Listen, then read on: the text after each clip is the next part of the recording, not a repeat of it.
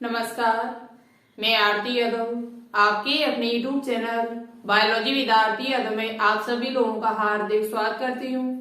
और इसी के साथ साथ आप सभी को गुड इवनिंग। और जैसा कि आप सभी को पता है कि यहाँ पर हम क्लास 11th बायोलॉजी का एक मोस्ट इम्पोर्टेंट चैप्टर है जिसका नाम है एनिमल किंगडम। यहाँ से आपके सीपी नेट में भी क्वेश्चन पूछे जा चुके हैं। सीपी नेट 2018 में कई क्वेश्चन यहाँ से पूछे गए थे, ठीक है। तो आगे भी आपसे पूछे जा सकते हैं। तो आप सभी को ये चैप्टर अच्छी तरीके से आना चाहिए, चाहे आप नीट की तैयारी कर रहे हो, चाहे CP net, KGMU, Atal Bihari Vajpayee या किसी भी नर्सिंग एग्जाम या पैरामेडिकल के, सभी के लिए इम्पोर्टेंट है। तो यहाँ पर हम बात करेंगे आज एनिमल किंगडम में। हम कई फाइलम आपके कंप्लीट करा चुके हैं, पॉरीफेरा से लेके और एनिलिडा तक। ये सभी फाइलम की थ्योरी और थ्योरी के साथ साथ जो भी यहाँ से एमसीक्यू बन रहे वो सभी एमसीक्यू शाम 4 बजे जो हमारी क्लास चलती है उसमें हम आपको करा चुकी हूँ, ठीक है। तो आज यहाँ पर हम बात करेंगे, हो सकता है कि आज आपका नॉन कोऑर्डिनेट है वो खत्म हो जाए। नॉन कोऑर्डिनेट के अंदर जो भी आपके फाइलम आते हैं वो सभी हम यहाँ पर फिनिश करने की कोशिश करूंगी, फिर आपका कोऑर्डिनेटा बच जाएगा, ठीक है, जिसे एक वीडियो में कवर कर दूंगी। तो चलिए आज यहाँ पर हम बात कर लेती हूँ आर्थ्रोपोडा। आज बात करेंगे सबसे पहले आर्थ्रोपोडा, फिर उसके बाद बाकी की जो संघ है उन पर बात करूंगी एक एक करके। और दूसरी बात, यदि आपको एनिलिडा की वीडियो नहीं देखी है थ्योरी की, तो इससे पहले हम वीडियो बना चुकी हूँ। यदि आपने एनिलिडा की वीडियो देखी है तो आपको आर्थ्रोपोडा है वो बहुत आसान से समझ में आ जाएगा, क्योंकि कुछ चीजें जो है वो आर्थ्रोपोडा और एनिलिडा में सेम है, ठीक है। तो चलिए बात करते हैं आर्थ्रोपोडा होता क्या है। आर्थ्रोपोडा का नाम आर्थ्रोपोडा क्यों पड़ा है? तो आर्थ्रोपोडा जो शब्द है वो दो शब्दों से मिलकर बना है। ग्रीक भाषा का शब्द है आर्थोस प्लस पोडस। आर्थोस का अर्थ होता है जोंट और पोडस का अर्थ है लिम्फ या पोट। तो जोंट यानी कि लिम्फ, यानी कि जो आपके जोंट बने होता है संधि, यानी संधि युक्त पैर इसमें पाए जाते हैं। इनमें जो पैर होते हैं उनमें संधि पाए जाते हैं। उनके उपांग जो होते हैं वो कैसे होते हैं? संधि युक्त होते हैं। कैसे होते हैं? संधि युक्त होते हैं। इस प्रकार से एक दूसरे से जुड़े हुए होते हैं। तो इसलिए इसे क्या कहा जाता है? संधि युक्त उपांग या आर्थ्रोपोडा कहते हैं, ठीक है। दूसरी बात, आर्थ्रोपोडा के अंतर्गत जो भी जीवधारी आते हैं, जो भी जीव आते हैं, उनका जो बाह्य कंकाल होता है वो आपका बाह्य कंकाल यानी कि एक्सोस्केलेटन वो काइटिन का बना होता है, काइटिनियस होता है, ठीक है। तो ये पॉइंट आपके लिए वेरी इंपॉर्टेंट है, विशेष है, यहाँ पर इंपॉर्टेंट है आपके लिए।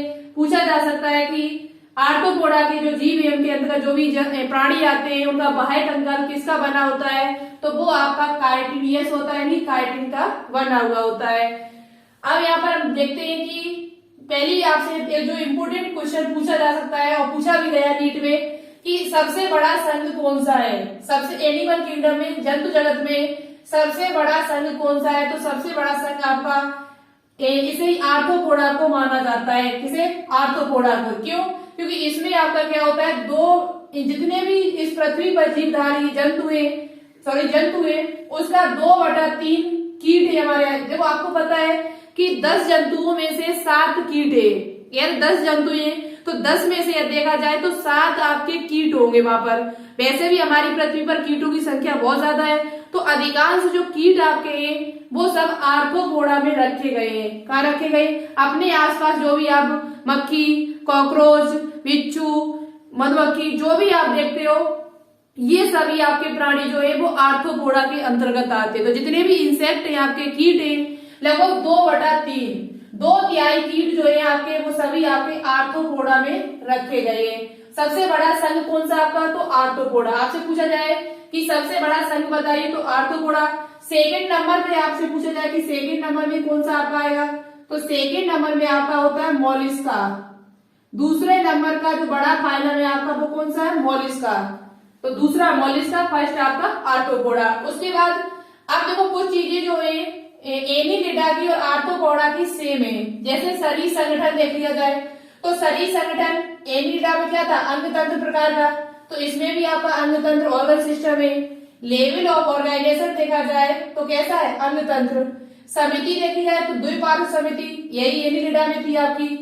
जर्म स्तर देखा जाए, शरीर जो जर्म लेयर देखी जाए, सिमेट्री आपकी बायलेटरल सिमेट्री है। जर्म स्तर जर्म लेयर देखी जाए तो त्रिकोणीय या ट्राइक्लोब्लास्टिक, यही आपका एनिलिडा में भी था। तो ये कोई नई बात नहीं है, वही है पुरानी। इसे तो आप तभी याद कर सकते हो, कर चुके होंगे।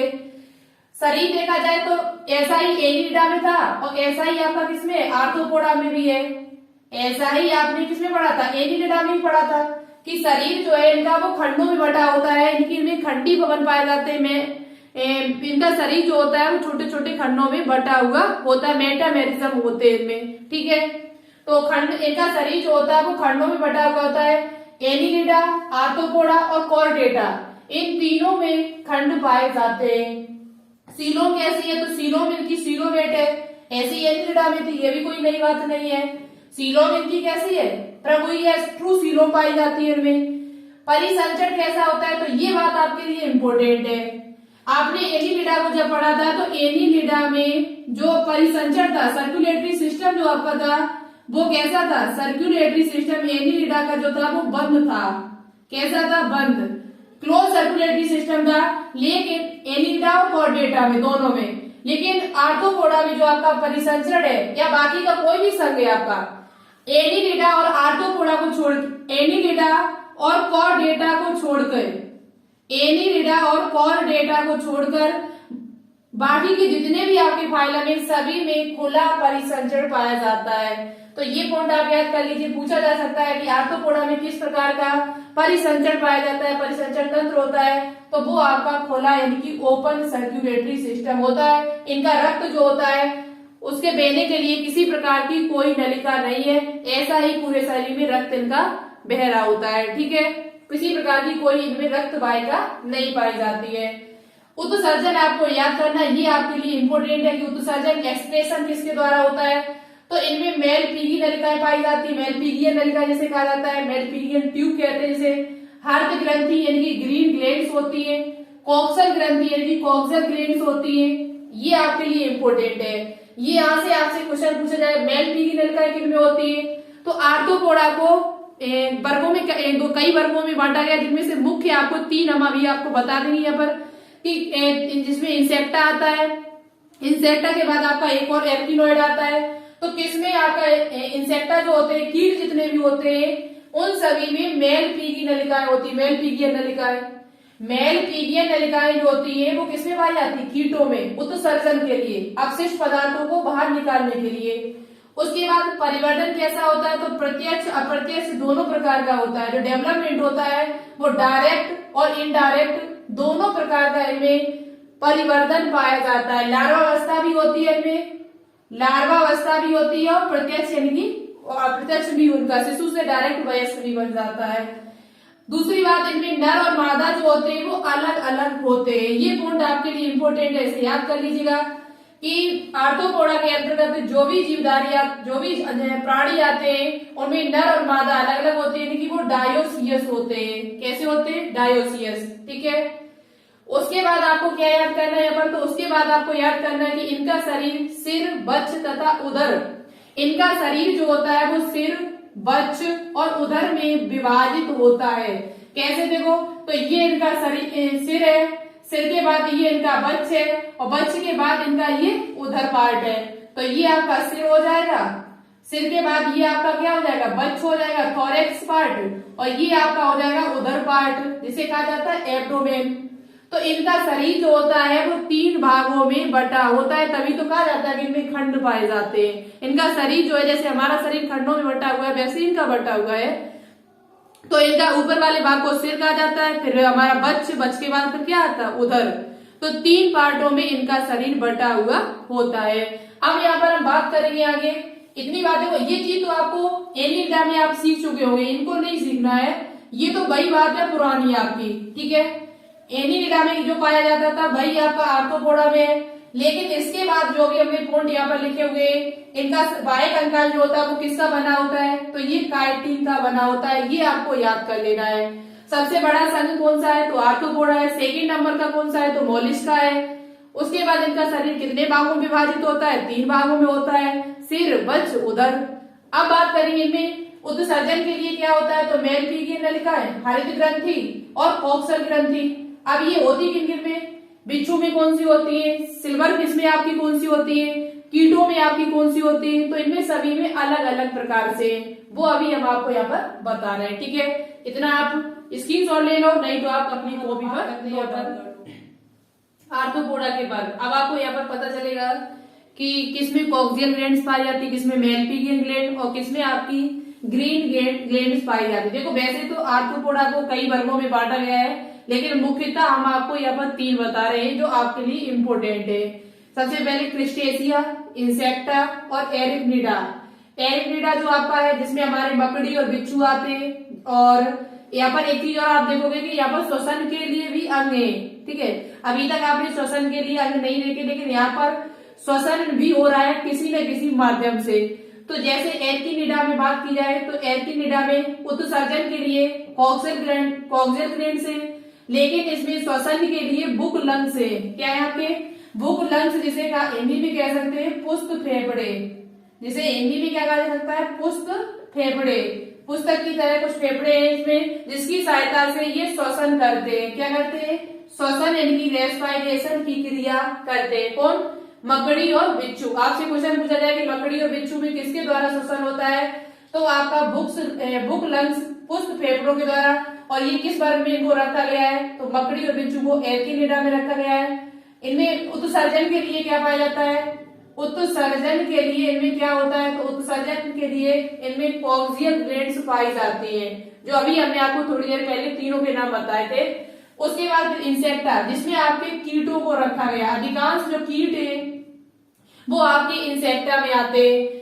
तो इंसेक्टा सबसे बड़ा वर्ग भी माना जाता है। आपसे पूछा जाए कि सबसे बड़ा वर्ग इनमें से कौन सा है, तो ये सबसे बड़ा वर्ग है आपका कौन सा, इंसेक्टा। इसमें सबसे ज्यादा संख्या है जीवों की, ठीक है, सबसे बड़ा वर्ग भी है।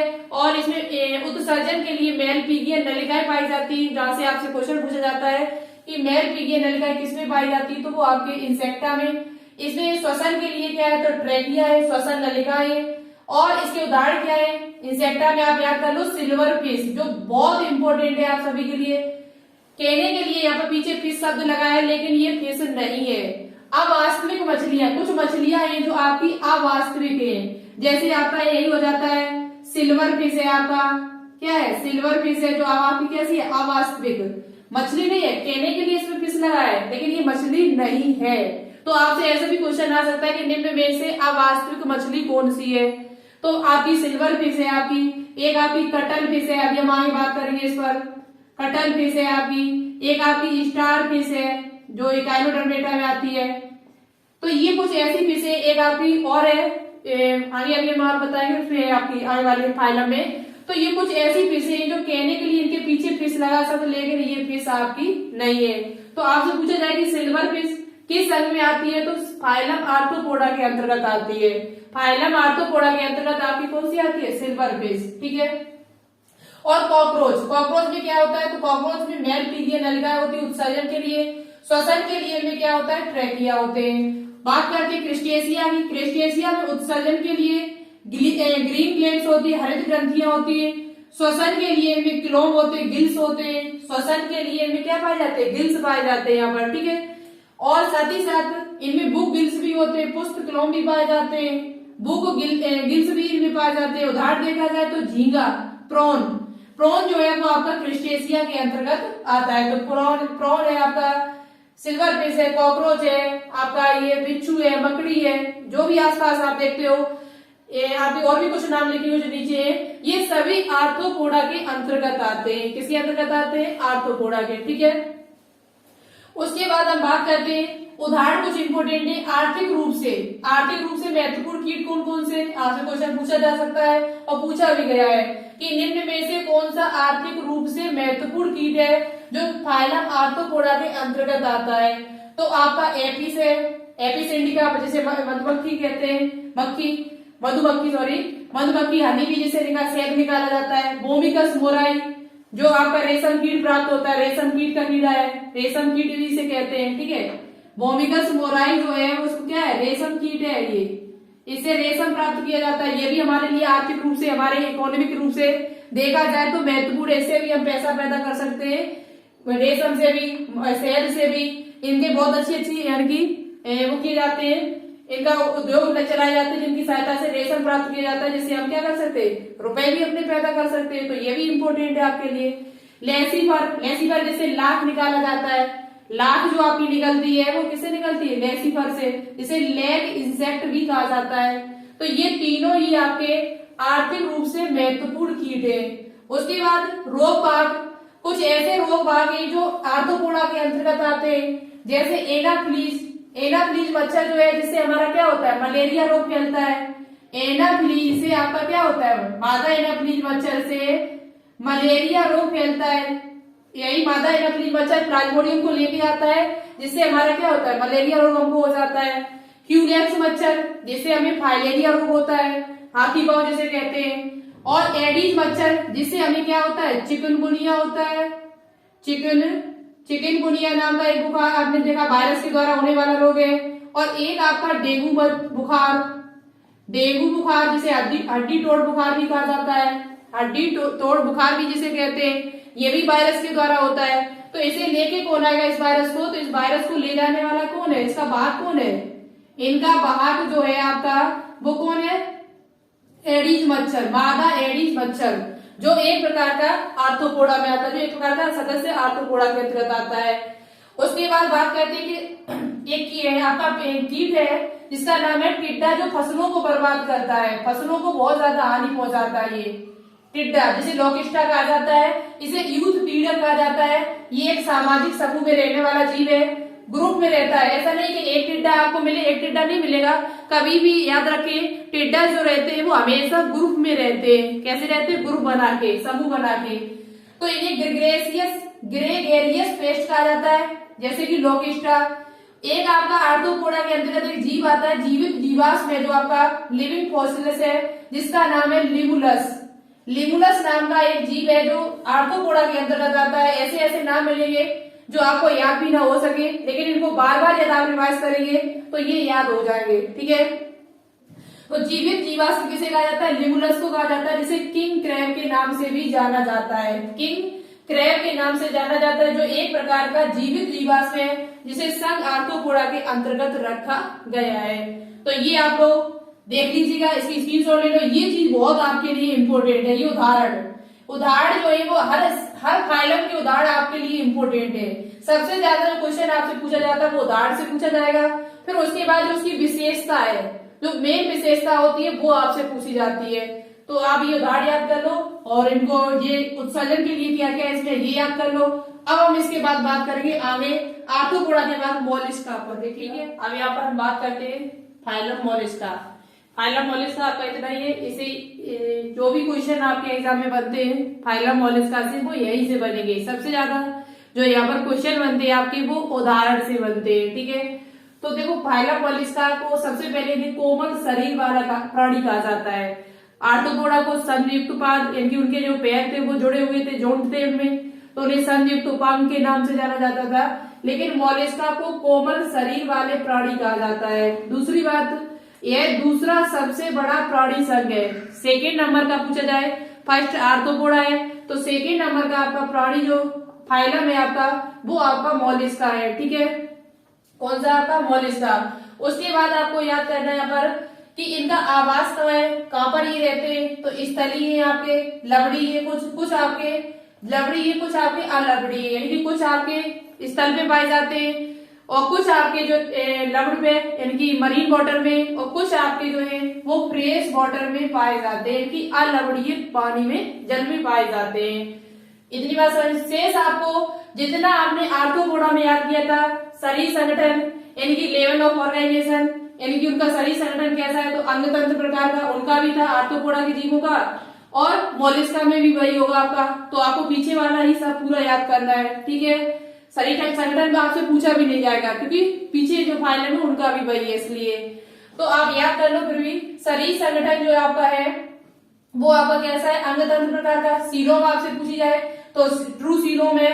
सिमेट्री आपसे पूछी जाए तो द्विपार्श्वमिति बाइलेटरल सिमेट्री है। और जनन स्तर पूछा जाए तो ट्राइक्लोब्लास्टिक है, यानी कि जैसा आर्थ्रोपोडा में था वही सेम टू सेम इसका होगा। ठीक है, जैसा आपने आर्थ्रोपोडा में पढ़ा है, आर्थ्रोपोडा में जो भी था वही यहाँ पर मोलिस्का में आपको लिख लेना है, तो आपको लिख लेना। ठीक है, अब बात करते हैं इनका शरीर जो होता है वो अखंडित होता है, जिसमें सिर, पेशीय पाद यानी मस्क्यूलर फुट और अंतरण कुकद ये आपके लिए बहुत इंपॉर्टेंट है। हम्प, ये शब्द आपसे पूछा जा सकता है कि बताइए निम्न में से किस में हम्प पाया जाता है, और हम्प का काम क्या है, तो ये अभी हम आपको बता रहे हैं। इनका शरीर जो होता है वो अखंडित होता है, इनमें किसी प्रकार के कोई सेगमेंट नहीं होते, मेटामेरिज्म नहीं होते। इनका शरीर जो होता है वो खंडों में बटा हुआ नहीं होता है, ठीक है, अखंडित होते हैं। कैसे होते हैं? अखंडित होते हैं। तो इतनी बात आप याद कर लो।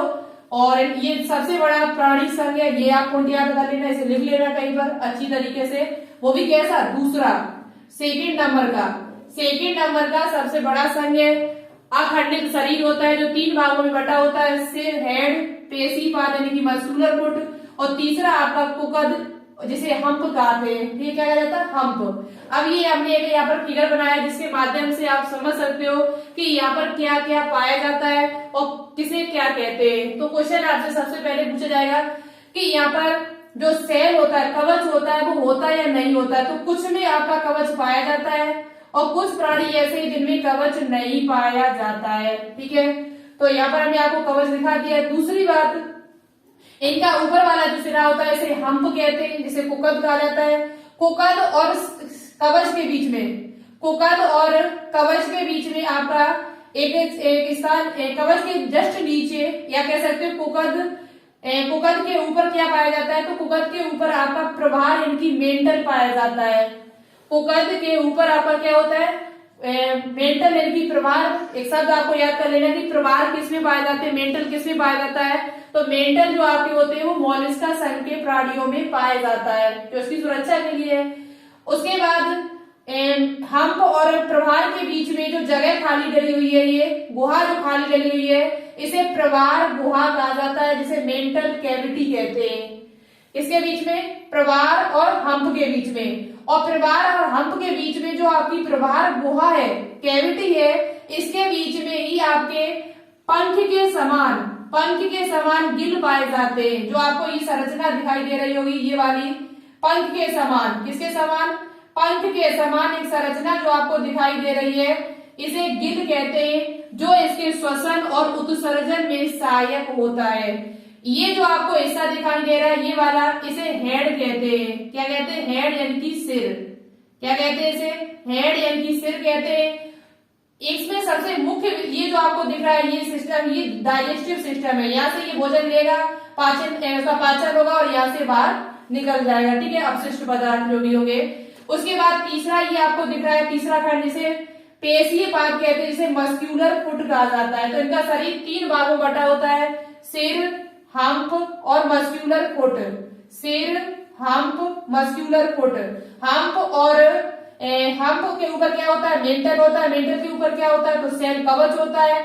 और मेंटल और कुकद के बीच में, हम्प के बीच में जो गुहा होती है, उसे मेंटल कैविटी कहते हैं। इसी में आपके गिल पाए जाते हैं, जो श्वसन और उत्सर्जन में सहायक होते हैं। एनसीईआरटी बुक में ये पूर्ण तो नहीं दिया है, लेकिन आप याद कर सकते हो कि उत्सर्जन के लिए में विशेष अंग होते हैं, 2 वृक्क पाए जाते हैं, किडनी होती है, लेकिन उनको केवर अंग या बोजनस अंग कहा जाता है। तो बोजानस के अंग कहाँ पाए जाते हैं आपसे पूछा जाए, तो ये उत्सर्जन में सहायक होते हैं। और ये होते कहाँ पर? तो मोलस्का संघ के प्राणियों में होते हैं, ठीक है। मोलस्का संघ के जो भी प्राणी है उनमें उत्सर्जन के लिए केवर अंग या बोजनस के अंग पाए जाते हैं। तो ये पॉइंट आप लोग याद कर लेना। हो सकता है आपसे पूछा जाए कभी कभार कि बोजनस के अंग किसमें पाए जाते हैं उत्सर्जन के लिए, तो मोलस्का में। ये क्या है? तो ये आपका डाइजेस्टिव सिस्टम के लिए, पाचन के लिए सहायक है, जो यहाँ पर बना हुआ है।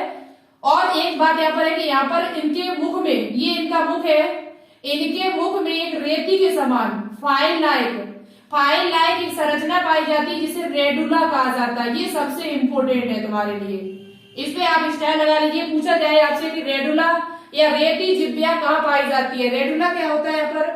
तो यहाँ पर इनके मुख में भोजन के लिए रेती के समान घिसने वाला एक अंग होता है। रेती के समान, किसके समान? रेती के समान एक घिसने वाला अंग होता है, जिसे रेडुला कहा जाता है, जो भोजन को ले जाने का कार्य करेगा, ठीक है। यहीं से तो भोजन जाएगा अंदर जाएगा, डाइजेस्ट होगा और अपशिष्ट पदार्थ बाहर निकल जाएंगे। तो रेडुला किसमें पाया जाता है? तो आप याद कर लो, ये मोलस्का में पाया जाता है। दूसरा पॉइंट आप याद कर सकते हो कि त्वचा की नर्म, सॉफ्ट और स्पंजी परत के कुकद के ऊपर प्रभार पाया जाता है। जो आपकी सॉफ्ट त्वचा है ये कुकद है आपका, ये क्या है, कुकद है, ये कुकद है। कुकद के ऊपर आपका क्या होता है, मेंटल। ये चीज आपको याद करनी, पूछा जा सकता है कि त्वचा यानी कुकद के ऊपर क्या स्थित है, तो कुकद के ऊपर आपका प्रभार स्थित है, इसे मेंटल कहते हैं, ठीक है। और उसके बीच में क्या है, तो उसके बीच में पंख के समान गिल पाए जाते हैं। उसके बाद आपको क्या याद करना है, यहाँ पर कुकद तथा प्रभार के बीच में स्थित जो गुहा होती है, स्थान होता है, कुकद और प्रभार के बीच में जो गुहा होती है इसे प्रभार गुहा कहते हैं, जिसमें पंख के समान कंकद क्लोम पाए जाते हैं। इनको गिल कह दो, चाहे इसे कंकद क्लोम भी कहा जाता है, ठीक है, कंकद क्लोम भी कहा जाता है। इसे कांटे के समान संरचना होती है तो इसे कंकद क्लोम कहा जाता है। किनको, ये गिल को। तो कंकद क्लोम पंख के समान एक संरचना होती है जो श्वसन और उत्सर्जन दोनों में सहायक होती है। ये जो गिल होते हैं वो श्वसन और उत्सर्जन दोनों में ही आपके सहायक होते हैं, ठीक है। और उत्सर्जन तंत्र में एक या दो जोड़ी वृक्क होते हैं जो कैवर अंग या बोझा नस के अंग के नाम से जाने जाते हैं। उत्सर्जन के लिए इनमें कैवर अंग या बोझा नस अंग के नाम से इनमें जाना जाता है, ये आप याद कर लीजिएगा, ठीक है। इतनी बात आपको समझ में आ गई होगी। अब हम यहाँ पर उदाहरण की बात करते हैं जो आपके लिए बहुत ज्यादा इंपॉर्टेंट है।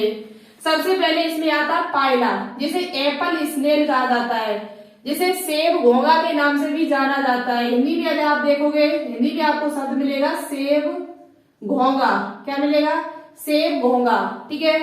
पायला घोंगा जो होता है इसी के अंतर्गत आता है। पायला एप्पल स्नेल, पिंक टाड़ा, पिंक टाड़ा जिसे पर्ल ऑयस्टर कहते हैं, पी से पी लगा लो, इसमें भी पी आ रहा है, इसमें भी पी आ रहा है, तो पिंक टाड़ा जो है जिसे पर्ल ऑयस्टर के नाम से जाना जाता है। सीपिया जिसे कटल फिश कहा जाता है। ये मछली याद कर ले, कुछ भी याद न करें, क्योंकि मछलियों से क्वेश्चन ऐसे पूछा है। इसमें भी देखो फिश लगा है, लेकिन ये मछली नहीं है, अवास्तविक मछलियां हैं, ये फाल्स फिश है ये सभी। तो सीपिया जिसे कटल फिश कहा जाता है, कटल सी कट ऐसे याद कर लो। सी जिसे सांप या सीपिया सांप कट, ऐसे भी याद कर सकते हो आप, सांप कट। सांप को क्या कर दिया मैंने, काट दिया, सांप को क्या कर दिया, काट दिया। तो सीपिया यानी कटल फिश। लोलिगो जिसे स्क्वाइड कहा जाता है, इसे क्या कहा जाता है, स्क्वाइड कहा जाता है, ठीक है, स्क्वाइड। ऑक्टोपस भी इसी का जीव है। ऑक्टोपस तो आपको याद रहता है, वैसे भी ऑक्टोपस घोंगा ये याद रहते हैं हमेशा। ऑक्टोपस जिसे डेविल फिश कहा जाता है, ऑक्टोपस जिसे क्या कहा जाता है, डेविल फिश। डेविल नाम का कोई लड़का है जो ऑक्टो है, बहुत ज्यादा एक्टिव है, कैसे याद कर लो, डेविल नाम का कोई लड़का है जो बहुत ज्यादा एक्टिव है, तो ऑक्टो से एक्टिव बना दो आप। डेविल नाम का कोई लड़का है जो बहुत ज्यादा एक्टिव है, जो किसमें आता है, मोलिस्का के अंतर्गत आता है। उसके बाद एप्लाइसिया जिसे सी हेयर कहा जाता है, समुद्री खरगोश। सी हेयर किसे कहा जाता है, तो एप्लाइसिया को कहा जाता है। सी हेयर, सी एनिमोन हमने आपको कहाँ पढ़ाया था, मुझे कमेंट बॉक्स में कमेंट करके बताना। सी एनिमोन जो है वो किस संघ का प्राणी है, सी एनिमोन जो है वो किस संघ यानी किस फाइलम का प्राणी है, ये मुझे कमेंट करके जरूर बताना आप सभी लोग। उसके बाद डेंटेलियम जिसे टस्क सेल कहा जाता है। कीटोप्लूरा जिसे काइटिन कहा जाता है, काइटिन कीटो, एक ही शब्द मिल रहा है आपको, कीटो काइटिन। तो काइटिन को क्या कहा जाता है, कीटोप्लूरा।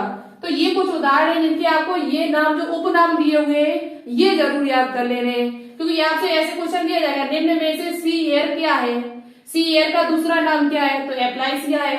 सी हेयर का दूसरा नाम क्या है, एप्लाइसिया। सिया और हेयर, सिया के क्या है, बाल है। सिया जो सीता जी है उनके बाल जो है वो बहुत ही सुंदर देखने में लगते थे। सीता जी के जो बाल थे वो कैसे देखने में लगते थे, बहुत ज्यादा सुंदर। तो आप हेयर को हेयर न लगा, यहाँ पर खरगोश वाला है, हेयर हम बाल की बात कर रहे हैं, HAIR। तो याद करने का तरीका यही है, ऐसे ही आप याद कर सकते हो। इसके अलावा कोई नया तरीका भी नहीं हमारे पास जो हम आपको बता सके। आपके दिमाग में कोई ट्रिक आती हो तो उससे याद कर लो, नहीं तो आप ऐसे याद कर सकते हो। सीता यानी सीता जी के जो बाल थे वो बहुत ही सुंदर देखने में लगते थे, ठीक है। कटल फिश, डेविल नाम का लड़का है वो बहुत ज्यादा एक्टिव है, डेविल नाम का कोई लड़का है जो बहुत ज्यादा एक्टिव है। तो ये सभी उदाहरण आप याद कर लो, ये आपको समझ में आ गया होगा। ये चित्र बना लेना जिससे आपको ये चीज समझ में आ जाए। अब हम बात करेंगे इसके बाद इकाइनोडर्म डेटा और हेमिकोर डेटा पर, ठीक है। तो इसका आप स्क्रीनशॉट ले लीजिएगा। इकाइनोडर्मेटा, जो वेरी वेरी इंपॉर्टेंट है आप सभी के लिए। मेरे साथ लगातार देखते जाना। देखो बहुत टाइम लगता है लिखने में और समझाने में, तो आप सभी लोग यदि अच्छा लग रहा हो, पढ़ने में कुछ समझ में आ रहा हो, सीखने को मिल रहा है, तो प्लीज वीडियो को एक बार लाइक जरूर करें। देखो बोर्ड की जो भी वीडियो वगैरह उन्हें ज्यादा से ज्यादा सपोर्ट करोगे तो मेरा भी मन आपके लिए वीडियो बनाने में लगेगा, ऊर्जा मिलती है मुझे। आप लाइक कर देते हो, शेयर कर देते हो, और जो बच्चे न्यू जुड़ रहे हैं वो चैनल को सब्सक्राइब जरूर कर लें, ठीक है। तो चलिए एक बार आप देखते हैं इकाइनोडर्मेटा, इसके बाद हेमिकॉर्डेटा जो बहुत ही छोटा है, सबसे छोटा आपका हेमिकॉर्डेटा है, उसमें ज्यादा याद करने की जरूरत भी नहीं पड़ेगी आपको, ठीक है। तो इसमें और थोड़ा याद कर लेना। इकाइनोडर्मेटा जो होते हैं, इकाइनो का अर्थ होता है जिनकी त्वचा पर कांटे पाए जाए, स्पिन, इनकी कांटेदार त्वचा, सूल युक्त प्राणी कहे जाते हैं। सूल का मतलब होता है कांटा। इनके शरीर पर कांटे जैसी संरचना पाई जाती है। किस जैसी संरचना? कांटे जैसी संरचना होती है कुछ, जो कैल्शियम की बनी होती है। किसकी बनी होती है? कैल्शियम युक्त होती है। तो पूछा जाए इकाइनोडर्मेटा में जो प्राणी आते हैं वो कैसे होते हैं, तो कैल्शियम युक्त होते हैं। इनकी जो संरचना होती है वो सूल युक्त होती है, कांटे जैसी संरचना होती है, कांटे पाए जाते हैं इनके शरीर पर, ठीक है। दूसरी बात, सबसे इंपोर्टेंट पॉइंट आपके लिए ये है कि ये आवास इनका जो है, ये रहते कहां पर है, तो ये सभी समुद्रवासी है। इसके अलावा मैंने आपको एक बताया था टीनोफेरा फोरा के अंतर्गत जो भी जीव आते हैं वो सभी आपके समुद्रवासी है। तो विशेष रूप से आपसे पूछा जाता है कि विशेष रूप से समुद्रवासी कौन से संघ है, कौन से प्राणी है, किस संघ में आते हैं, तो वो आपके टीनोफोरा में और इकाइनोडर्मेटा में, इन दोनों में आपके समुद्रवासी जीव आते हैं जो समुद्र में ही केवल पाए जाते हैं विशेष रूप से, ठीक है, स्पेशल। उसके बाद शरीर संगठन अन्य तंत्र प्रकार का है, तो कोई ये नई बात नहीं है, जो पीछे था वही है इसमें भी। और समिति कैसी है, तो समिति आपको याद कर लेनी है, ये आपके लिए इंपोर्टेंट है। समिति याद कर लो, आवास याद कर लो, शेष शरीर संगठन, सीलोम कैसी है, ये सब वही है पुराना जो पीछे था अभी एनिलिडा में, आर्थ्रोपोडा में। सिर्फ आपको याद करना है यहाँ पर आवास और समिति याद कर लेनी है। जनन स्तर वही था, त्रिकोण की, इनकी ट्राइप्लोब्लास्टिक, और आपका सीलोम कैसी होती है, तो ट्रू सीलोम पाई जाती है, ठीक है। लेकिन इनमें समिति जो होती है वो दो प्रकार की होती है। जब ये वयस्क हो जाता है, एडल्ट हो जाता है, तब इसमें जो समिति होती है वो रेडियल समिति होती है, अर्य समिति, जिसे हिंदी में क्या कहा जाता है, अर्य समिति कहा जाता है, ठीक है। अर्य समिति होती है, रेडियल होती है, यानी कि किसी भी अक्ष से काटा जाए तो वह बराबर दो समान भागों में बट जाता आसानी से। और दूसरी बात ये कैसा होती है, जैसे स्टार फिश में देखा जाए तो स्टार फिश में आपको पता है 5 भुजाएं होती है। कितनी भुजाएं होती है? 5 भुजाएं। कितनी होती है? 5 भुजाएं इस स्टार फिश में होती है। स्टार फिश में 5 भुजाएं होती है, यहाँ पर सही नहीं बना है तो आप याद कर सकते हो स्टार फिश में कितनी भुजाएं होती है? 5। तो ये पेंटारेस कैसी होती है? पेंटा होती है, और वो भी अर्य समिति होती है, ठीक है। तो ये आप याद कर सकते हो। बात करते हैं यहाँ पर कि लार्वावस्था जब होती है तब कैसी होती है, तो लार्वावस्था में इसकी जो समिति होती है वो बाइलेटरल होती है, द्विपार्श्व समिति पाई जाती है। लार्वावस्था में द्विपार्श्व होती है, जबकि वयस्क जब ये हो जाता है तब इसमें रेडियल सिमेट्री यानी कि अर्य सिमेट्री इसमें पाई जाती है। द्विपार्श्व में क्या होता है, एक अक्ष से काटने पर उसका शरीर दाएं बाएं बराबर भागों में बढ़ जाता है, ठीक है। पाचन तंत्र में पूर्ण होता है। पाचन तंत्र जो होता है, डाइजेस्टिव सिस्टम होता है, वो कैसा होता है? पूर्ण होता है पूरा। मुख जो होता है, इनमें एक सबसे ऐसी बात है कि आपका मुख देखा हुआ आपने कि ऊपर की ओर होता है, एनस नीचे की ओर होता है, लेकिन यहाँ उल्टा है। मुख जो होता है वो अधर यानी कि नीचे साइड होता है, वेंट्रल होता है, जबकि एनस जो होती है वो डोर्सल होती है, ऊपर की साइड, ठीक है। जो मुख होता है वो इनका कहाँ होता है? अधर होता है, नीचे की ओर होता है। कहाँ होता है? नीचे की ओर। लेकिन इनमें जो एनस होती है वो ऊपर की ओर होती है। जैसे यहाँ पर मैंने आपका स्टार फिश कह सकते, स्टार फिश तो नहीं है बल्कि शुरुआती अवस्था कह सकते हो इसकी। तो ये इसमें आपको जब पूछा जाए कि मुख कैसा होता है, तो मुख आपका जो होता है वो अधर वेंट्रल होता है, जबकि एनस जो आपकी होती है वो अपर डोर्सल होती है, ऊपर की ओर होती है। तो ये उल्टा है इसमें। उसके बाद विशेषता आपको याद कर लेनी है कि इसमें इसकी विशेषता क्या है। इकाइनोडर्मेटा की विशेषता एक तो ये है कि इनपे कांटे पाए जाते हैं, इनका शरीर कांटे युक्त होता है, सूल युक्त होता है। दूसरी विशेषता इनकी ये है कि इनमें जल संवहन तंत्र पाया जाता है, वाटर वेस्कुलर सिस्टम पाया जाता है, और इसके अलावा आपने एक और पढ़ा था पॉरीफेरा। पॉरीफेरा में होता है केनाल सिस्टम, नाल तंत्र। तो ये भी आप याद कर लिए। पॉरीफेरा में क्या था, पॉरीफेरा में आपको याद कर लेना है कि पॉरीफेरा में भी पाया जाता था, जल संवहन तंत्र होता था उसमें भी। तो उसके संवहन तंत्र को क्या कहा जाता था, उसके वेस्कुलर सिस्टम को कहा जाता था केनाल सिस्टम। क्या कहा जाता था, केनाल सिस्टम कहा जाता था, ठीक है। लेकिन इसके जो जल संवहन तंत्र को क्या कहा जाता था, वाटर वेस्कुलर सिस्टम। तो ऐसे दो संघ है जिसमें आपका वाटर के लिए सिस्टम है, जल के लिए एक तंत्र है जिसका नाम क्या है, वाटर वेस्कुलर सिस्टम, जबकि पॉरीफेरा में आपका था केनाल सिस्टम। ठीक है, समझ में आ रहा कि नहीं आ रहा है। उसके बाद इनमें नर और मादा जो होते हैं वो अलग अलग होते हैं, ऐसा ही उसमें था, जिसे डायोसियस कहते हैं। निषेचन कैसा होता है, तो निषेचन जो होता है वो बाह्य होता है। ये हमेशा याद रखें, ये समुद्र के बिल्कुल तलेटी में होते हैं, बिल्कुल तल में पाए जाते हैं। समुद्र का जो बिल्कुल तल होता है नीचे, उसी में ये आपके होते हैं। तो निषेचन ये इनका कैसा होता है, बाह्य होता है। ये जो भी अपना युग्मक जो भी होता है जेनेटिक मटेरियल उसे उसी जल में बहा देते हैं, उसके साथ क्या हो जाता है, बाह्य निषेचन हो जाता है। ठीक है, तो और परिवर्तन पूछा जाए, डेवलपमेंट पूछा जाए, तो इनमें अप्रत्यक्ष होता है, इनडायरेक्ट होता है। इनमें की लार्वावस्था जो होती है वो मुक्त प्लावी होती है, इनकी फ्री होती है। कैसी होती है, फ्री। मुक्त प्लावी लार्वावस्था इनमें पाई जाती है, फ्री होती है। तो आपसे पूछा जाए इनका परिवर्तन कैसा होता है, तो इनडायरेक्ट होता है। अब बात करते हैं इनका, हमने एक चित्र छापा हुआ है, इसमें आप क्या समझ सकते हो। तो आपको ये जो संरचना दिख रही है, इसे क्या कहा जाता है, इसके द्वारा आपका पानी अंदर आएगा।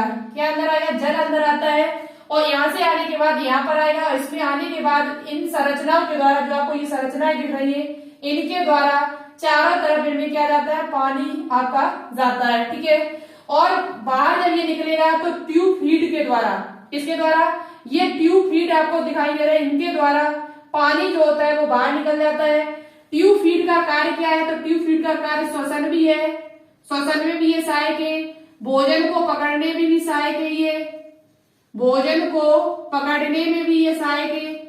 भोजन को खाने के लिए इनके पास कुछ होना चाहिए, तो भोजन को खाएंगे पकड़ेंगे, तो इससे पीछे वाला कौन था, मोलस्का, उसके जीवों को ये खाते हैं। तो भोजन को पकड़ने में भी ये सहायक होते हैं, श्वसन में भी सहायक है, और उत्सर्जन में भी ये सहायक होते हैं। ठीक है, किससे सहायक होते हैं, उत्सर्जन में, उत्सर्जन में भी ये सहायक होते हैं। तो ट्यूब फीड का कार्य क्या, श्वसन, भोजन पकड़ने में, उत्सर्जन में सहायक होता है। अब इनके जल अंदर किसके द्वारा जाता है, तो मैड्रीपोराइट के अंदर जाता है। किसके द्वारा जाता है, मैड्रीपोराइट, मैड्रीपोराइट के सहायता से इनमें जल जो होता है वो अंदर जाता है। किसकी सहायता से जाता है, मैड्रीपोराइट। ये जो संरचना आपको दिख रही है इसे कहा जाता है मैड्रीपोराइट, जिसकी सहायता से जल आपका अंदर जाता है, और अंदर जाने के बाद फिर वेस्कुलर सिस्टम, जो वाटर वेस्कुलर सिस्टम है, उसकी सहायता से पूरे शरीर में पहुंच जाता है। इनका जो बॉडी होता है, जो एंडोस्केलेटन होता है, वो बोनी होता है। इसके अंदर बोनी एंडोस्केलेटन पाया जाता है। कैसा होता है, बोनी, इनकी छोटी छोटी हड्डियां से इसमें पाई जाती है, इसे बोनी एंडोस्केलेटन कहा जाता है। ठीक है, तो ये बात आपको समझ में आ गई होगी कि ट्यूब फीड का कार्य क्या होता है। तो ट्यूब फीड का कार्य आपका होता है चलने में। ट्यूब फीड का काम देखो चलने में भी हो जाएगा, किसमें हो जाएगा, चलने में, चलने में होता है, श्वसन में होता है, भोजन को पकड़ने में होता है, और साथ ही साथ आपका उत्सर्जन में भी सहायक होता है। ठीक है, ये बात आपको समझ में आ गई। अब हम यहाँ पर बात करते हैं मेन जो सबसे इंपोर्टेंट है वो इसके उदाहरण है। उदाहरण में सबसे पहले आपको याद करना है स्टार फिश, वेरी इंपोर्टेंट। पूछा जाए आपसे कि स्टार फिश को कहाँ पे रखा है। अभी देखो कटल फिश आपने पढ़ी मोलिस्का में, डेविल फिश पढ़ी आपने मोलिस्का में, इससे पहले आपने सिल्वर फिश पढ़ी। सिल्वर फिश किसमें पढ़ी थी, आर्थ्रोपोडा में, सिल्वर चांदी। ठीक है, तो सिल्वर फिश आपकी आर्थ्रोपोडा में थी, कटल फिश और डेविल फिश आपकी मोलिस्का में थी, जबकि स्टार फिश जो आपकी है वो किसमें आती है, इकाइनोडर्मेटा में। इसे एक इसका दूसरा नाम है एस्टेरियस। तो ये भी आपको याद कर लेना, एस्टेरियस, एस्टेरियस, रियस यानी कि स्टार, रियस से आप लगा सकते हो रियस स्टार। तो स्टार कैसे, अच्छे एस्टेरियस है। ठीक है, उसके बाद इकाइनस, इकाइनस जिसे सी अर्चन कहा जाता है। सी अर्चन यानी कि समुद्री अर्चन। समुद्री अर्चन किसे कहा जाता है, इकाइनस को कहा जाता है। इकाइनस, इकाइनोडर्मेटा, इकाइन शब्द यहाँ भी आ रहा है, इकाई शब्द जो है वो आपका यहाँ पर भी आ रहा है, ऐसे लिखा जाएगा इकाइनस, इकाइनस इकाइनोडर्मेटा, ऐसे आप कर सकते हो। तो इकाइनस जिसे सी अर्चन कहा जाता है, एंटीडोन जिसे सी लिली कहा जाता है, समुद्री कुंदनी के नाम से जाना जाता है एंटीडोन। एंटीडोन, डोन जो होता है आपको पता होना चाहिए, डोन होगा थोड़ा सही होगा, डोन होगा तो उसका शरीर भी हष्ट पुष्ट होगा, तो वो किसी को लिली देने में, यानी किसी को पुष्प देगा, वो लिली क्या एक प्रकार का पुष्प होता है, तो लिली देने में किसी को झिझके नहीं, यानी कि डरेगा नहीं। तो डोन जो होते हैं वो लिली फूल देने में झिझकेंगे नहीं, देने में उन्हें कोई घबराहट नहीं होगी, कोई डर नहीं लगता है, क्योंकि वो डोन है पहले से, किसी से नहीं डरते वो तो डोन यानी कि लिली, ऐसे याद कर सकते हो आप। कुकुमेरिया जिसे सी कुकुम्बर कहा जाएगा, ऐसे आप याद कर सकते हो, कुकुम्बर कुकुमेरिया। ओफियोरा, ओफियोरा जिसे ब्रिटल स्टार कहा जाता है, जो आपकी एनसीईआरटी बुक में दिया हुआ फिगर, एक आपका स्टार इसका दिया हुआ है, उसके नीचे जस्ट आप एनसीईआरटी बुक में देखना तो उसमें ब्रिटल स्टार का फिगर दिया हुआ है, ब्रिटल। ओफियोरा किसी से डर नहीं लगता, ब्रिटल युद्ध, ब्रिटल मतलब युद्ध के क्षेत्र में जाओगे तो किसी से फियर नहीं है, डर नहीं है आपका, फियर। ओफियोरा तो इसे भंगुर तारा के नाम से जाना जाता है, ठीक है। तो इस प्रकार से आप उदाहरण याद कर सकते हो। सबसे पहले एस्टेरियस, इकाइनस, एंटीडोन, कुकमेरिया, ओफ्यूरा, ये सभी इकाइनोडर्मेटा के अंतर्गत आते हैं। इनके जो उपनाम है ये जरूर याद कर लेना, ये आपसे पूछे जा सकते हैं कि सी लिली के नाम से किसे जाना जाता है, तो एंटीडोन, जो डॉन होगा वो किसी से डरेगा नहीं, वो अपने आप लिली फूल किसी को भी दे सकता है, ठीक है। इकाइनस इकाइनोडर्मेटा से याद कर लेना। स्टारफिश, रियस स्टार, ऐसे याद कर लेना, रिया स्टार, ठीक है। रिया जो है एक लड़की है जो स्टार है, बहुत अच्छी, ऐसे याद कर लेना चाहिए। ओफ्यूरा, फियर जिसे किसी से फियर ना हो, ब्रिटेन में क्षेत्र में जाने से, युद्ध क्षेत्र में जाने से जिसे डर न लगता हो, तो उसे क्या कहेंगे, ओफ्यूरा, ठीक है।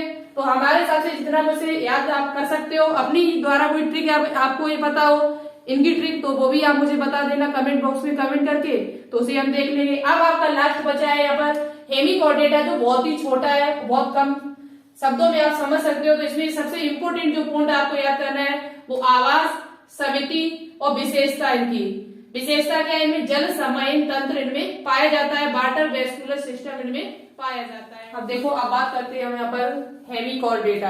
आपको दिख रहा होगा थोड़ा सा दब रहा हो यहाँ पर, लेकिन ये आपका हेमिकॉर्डेटा लिखा हुआ है। क्या लिखा हुआ है, हेमिकॉर्डेटा, जिसे पहले कॉर्डेटा में रखा गया, कॉर्डेटा के सब फाइलम में रखा गया था, लेकिन बाद में इसे कॉर्डेटा से हटाकर अलग नॉन कॉर्डेट में डाल दिया गया। किसमें डाल दिया गया, नॉन कॉर्डेट में।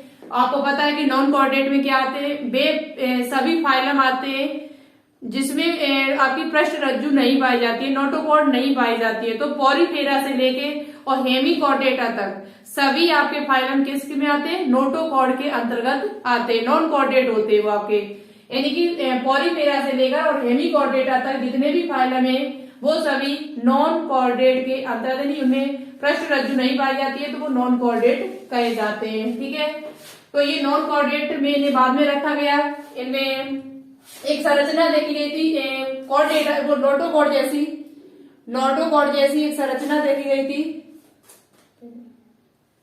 नोटोकॉर्ड जैसी इनमें एक संरचना देखी गई थी, जिसकी वजह से इनमें कॉर्डेट में रख दिया गया था। अभी हम आपको दिखाएंगे इसे क्या कहते थे, जिसे कहा जाता था स्टोमोकॉर्ड, स्टोमोकॉर्ड कहा जाता था, स्टोमोकॉर्ड के नाम से, जिसे जो पृष्ठ रज्जु के समान दिखती थी यहाँ पर, तो इसलिए इन्हें पहले कॉर्डेटा में रख दिया, लेकिन जब देखा तो ये पृष्ठ रज्जु तो नहीं थी आपकी, तब बाद में इसे कहा रखा गया, नॉन कॉर्डेट में रखा गया था। उसके बाद इनका शरीर संगठन, लेवल ऑफ ऑर्गेनाइजेशन, जनन स्तर, जर्म लेयर, सीलोम, समिति, परिसंचरण तंत्र, खुला परिसंचरण तंत्र जो इनमें है वो कैसा पाया जाता है, खुला पाया जाता है, जैसा आर्थ्रोपोडा में था। और श्वसन क्लोम के द्वारा, किसके द्वारा, क्लोम यानी दिल के द्वारा इनमें श्वसन होता है, आर्थ्रोपोडा के समान सभी चीजें बाकी की श्वसन क्लोम के द्वारा, जो आर्थ्रोपोडा में भी होता था आपका, परिसंचरण उसमें भी खुला था, तो इसमें भी खुला है आपका। शरीर संगठन अंगतंत्र प्रकार का है, जनन स्तर त्रिकोण की ट्राइट्रोब्लास्टिक है, सीलोम ट्रू सीलोम है, समिति बाइलेटरल सिमेट्री है जो आर्थ्रोपोडा में थी, तो सेम वही है आपका। तो एमिडेटा, आर्थ्रोपोडा और उसके बाद आपका हेमिकॉर्डेटा, इन्हें आपको ज्यादा याद करने की जरूरत नहीं है क्योंकि ये वही सेम सब में है। उसके बाद इनमें उत्सर्जी अंग आपको याद कर लेना है जो आपके लिए इम्पोर्टेंट है। उत्सर्जी अंग में क्या होती है, शुंड ग्रंथि, जिसे प्रोबेशियस ग्लैंड कहा जाता है। शुंड ग्रंथि जिसे प्रोबेशियस ग्लैंड कहते हैं। विशेषता क्या है इनकी, तो इनका शरीर जो होता है वो बेलनाकार होता है, सिलेंड्रिकल होता है और तथा इनका शरीर जो होता है वो 3 भागों में बटा होता है। शुंड, प्रोबेशियस, उसके बाद कॉलर, फिर उसके बाद लंबे वृक्ष, लॉन्ग ट्रंक, 3 भागों में इनका शरीर विभाजित होता है। ये चित्र जो हमने यहाँ पर छापा हुआ है, बेलेनोग्लोसिस का फिगर है। किसका फिगर है ये, बेलेनोग्लोसिस का ये फिगर यहाँ पर दिया हुआ है, जो हमने यहाँ पर छापा आपके लिए, तो आप इसे देख सकते हो। बेलेनोग्लोसिस क्या है आपका, ये बेलेनोग्लोसिस का फिगर है। सबसे ऊपर जो आपको संरचना दिख रही है ये वाली, जो शुंड भाग में पाई जा रही है। दूसरा भाग आपका कॉलर है, ये वाला पार्ट, और इसके बचा हुआ जो भी शेष पार्ट है इसे लॉन्ग ट्रंक कहा जाता है, लंबे वृक्ष कहते हैं इसे, ठीक है। तो जो आपका शुंड प्रोबेशियस भाग जो होता है, इसी में आपका उत्सर्जी अंग पाया जाता है। क्या पाया जाता है, उत्सर्जी अंग पाया जाता है, जिसका नाम है शुंड ग्रंथि, ये आपको जो दिख रही है। उसके बाद कॉलर भाग में पृष्ठ रज्जु के समान एक संरचना देखी गई, जिसे कहा जाता था स्टोमोकॉर्ड। आपसे पूछा जाए कि पृष्ठ रज्जु के समान संरचना किसमें पाई जाती है, जिसे स्टोमोकॉर्ड कहते हैं, तो वो आपकी हेमिकॉर्डेटा में पाई जाती है, जो कहाँ होती है, कॉलर भाग में स्थित होती है। किस भाग में स्थित होती है, कॉलर भाग में। स्टोमोकॉर्ड है वो किसमें है, कॉलर भाग में। अब आपको कुछ नहीं, इसमें नर और मादा जो होते हैं वो अलग अलग होते हैं। डायोसियस होता है, निषेचन इसका बाह्य होता है, और ये भी समुद्र में रहते हैं। अधिकांश जीव जो इनके हैं वो कहाँ रहते हैं, समुद्र में रहते हैं। नर और मादा जो होते हैं वो अलग अलग होते हैं। निषेचन बाह्य होता है, एक्सटर्नल होता है। उदाहरण आपको 2 केवल याद करने जो एनसीईआरटी बुक में दिए हुए, बेलेनोग्लोसिस और सेपोग्लोसिस। दोनों के पीछे ग्लोसिस शब्द आ रहा है, बेलेनोग्लोसिस और सेपोग्लोसिस। ये दोनों ही आपके हेमिकॉर्डेटा के सदस्य हैं। हेमिकॉर्डेटा के सदस्य, तो ये आपका हेमिकॉर्डेटा बहुत इंपॉर्टेंट है, जिसमें आपको ये चित्र आपको याद कर लेंगे। इस फिगर से आपसे पूछा जा सकता है कि इसमें कॉलर को है, शुंड कहाँ पर है, और लॉन्ग ट्रंक आपका कहाँ पर है, ठीक है। पूंछ जैसी संरचना से लॉन्ग ट्रंक कहते हैं, बीच वाला ऐसा जिसे कॉलर कहते हैं, ऊपर वाला ऐसा जिसे शुंड यानी कि प्रोबेशियस कहते हैं, ठीक है।